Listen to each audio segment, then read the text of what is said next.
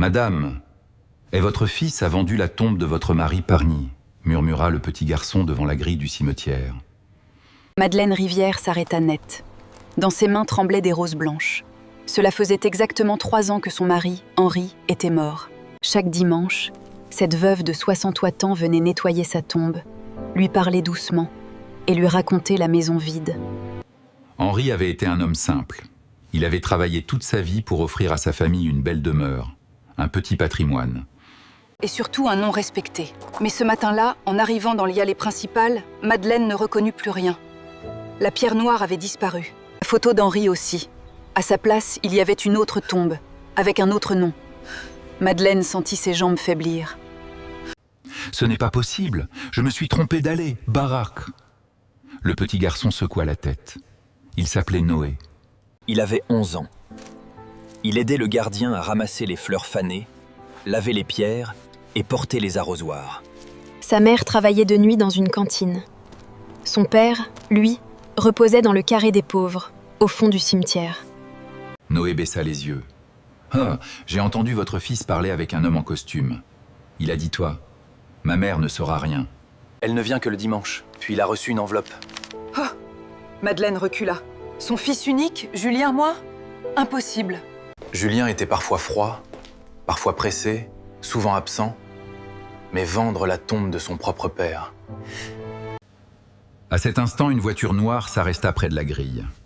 Julien en sortit, téléphone à la main, costume impeccable. « Maman, pourquoi tu es ici si tôt ?» Madeleine pointa la tombe inconnue. « Où est ton père ?» Julien soupira. Comme si elle venait de poser une question ridicule. « Maman, tu es fatiguée. » Le cimetière a réorganisé certaines concessions. Papa est toujours là, ne dramatise pas. Poca part. Noé prit son courage. Monsieur, je vous ai vu avec l'homme, vous avez signé des papiers. Poca. Le visage de Julien se durcit. Les enfants comme toi inventent n'importe quoi pour avoir une pièce. Va jouer ailleurs. Ah ! Madeleine regarda son fils. Pour la première fois, son sourire lui fit peur.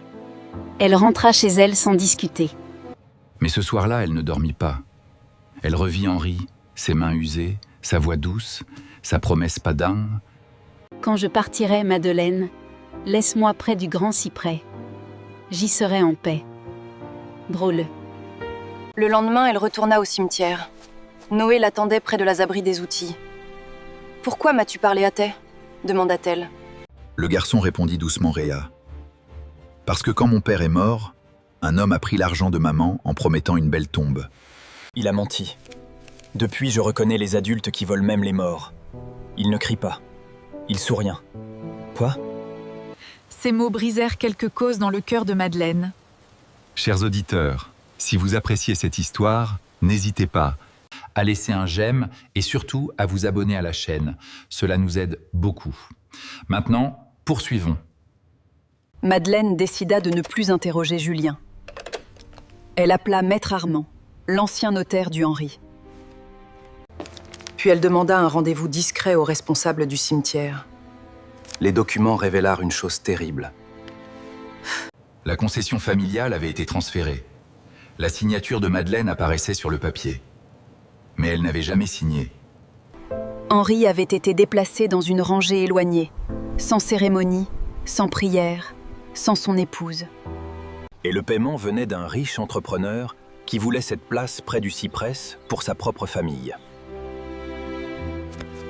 40 000 €, versés sur un compte lié à Julien. Madeleine porta la main à sa bouche. Mon fils a vendu le repos de son père.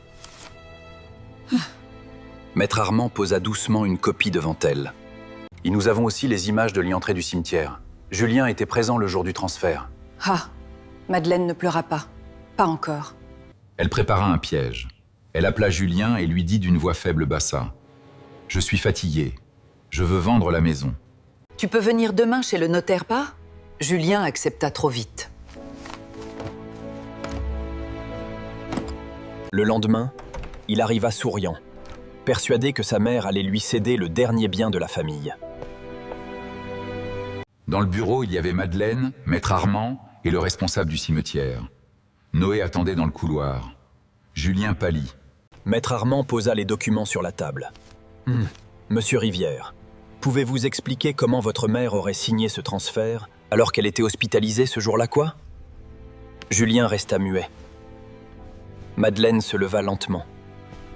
Tu as déplacé la nomme qui t'a élevé comme un meuble inutile. J'avais des dettes. Je voulais régler ça vite. Madeleine répondit, la voix brisée calée. Et tu as choisi de vendre ton père. Ah oui. La concession fut annulée. L'entrepreneur dut rendre la place. Une plainte fut déposée pour faux et abus de confiance.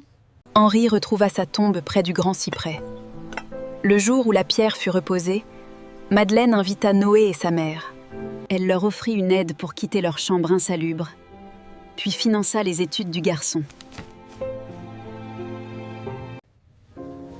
Des années plus tard, Noé devint juriste spécialisé dans la protection des familles modestes. Madeleine, elle, apprit une vérité douloureuse. Parfois, les étrangers protègent mieux nos souvenirs que ceux qui portent notre sang. Car les pires trahisons ne viennent pas toujours des ennemis. Parfois, elles portent notre nom, entrent dans notre maison et nous appellent « maman ». Fin de l'histoire. Ceci est une histoire fictive créée pour toucher nos cœurs. Pensez-vous que Madeleine a eu raison de croire Noéta? Auriez-vous soupçonné votre propre fils dans une situation pareille, Nama? Partagez votre avis dans les commentaires.